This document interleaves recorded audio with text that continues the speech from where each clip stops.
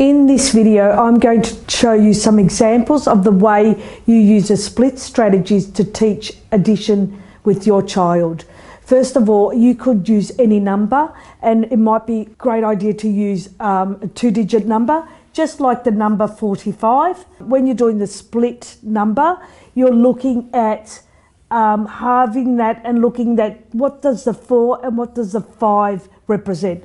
5 represents the ones, and the 4s represents the 10s. So there's 4 10s, which is 40, and 5 ones, which is 5, which equals 45. And that's the 10s and the ones. When it gets a little bit harder, you can use 3 digits where you can go 123.